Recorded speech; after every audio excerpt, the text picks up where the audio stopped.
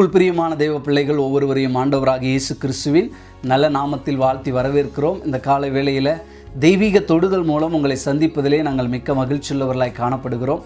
வேதத்திலே ஒரு வேத வசனத்தை வாசிக்க கேட்போம். நெகேமியா 2ஆம் அதிகாரம் வசனம் 8 கடைசி பகுதியை வாசிப்போம். என் தேவனுடைய தயவுள்ள கரம் என் மேல் இருந்தபடியால் ராஜா அவைகளை எனக்கு கட்டளையிட்டார். அன்பு தேவ பிள்ளைகளே, இந்த காலை வேளையில் நெகேமியா என்ன தெரியுமா சொல்கிறாரு? ராஜா எனக்கு அனுமதி கொடுத்துருக்கலாம், ராஜா என்னுடைய தேவைகளை சந்திச்சிருக்கலாம், ராஜா என் வாழ்க்கையில் நிறைய நன்மைகளை செஞ்சுருக்கலாம்.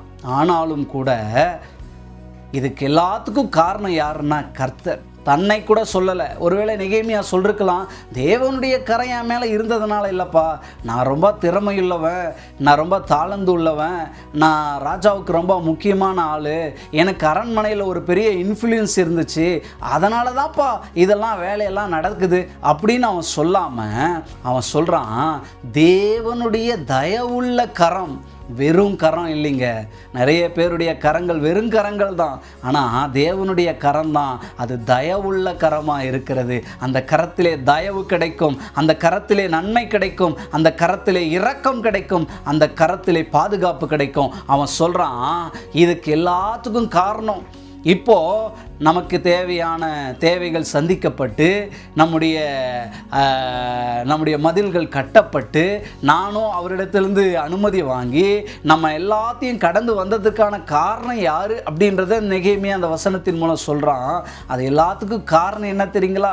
இது எல்லாத்துக்கும் காரணம் யார் அப்படின்னா ஆண்டவர் தான் காரணமாக இருக்கிறாரு.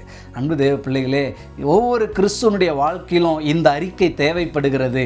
இதெல்லாம் என் திறமையினால், என் பலத்தினால, என் சம்பாதியத்தினால உண்டாச்சு அப்படின்னு சொல்லாமல், இது எல்லாம் தேவனுடைய தயவுள்ள கரத்திலிருந்து நான் பெற்றுக்கொண்டேன், இது எல்லாம் தேவ கிருபையினால் நான் பெற்றுக்கொண்டேன் என்று நாம் சொல்ல பழக வேண்டும்.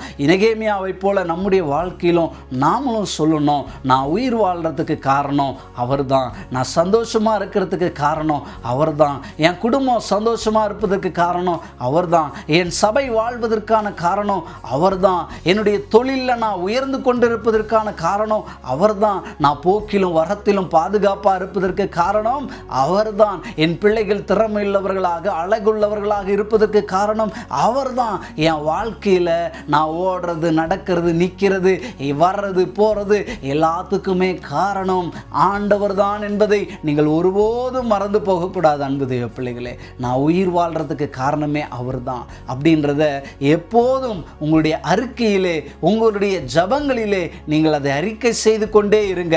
அப்பொழுது ஆண்டவருடைய நன்மையான கரம், தேவ கரம் நம்ம மேலே இறங்கி வரும். தேவனுடைய நன்மையான கரத்தின் மூலம் நாம் திருப்தியாக்கப்படுவோம். தேவநாமம் அதன் மூலம் மகிமை அடையும். அதனால் இது எல்லாம் என்னால் உண்டாச்சுன்னு சொல்லாமல், இது எல்லாம் தேவனால் எல்லாவற்றாலும் நிரப்புகிறவராலே உண்டாயிருக்கிறது.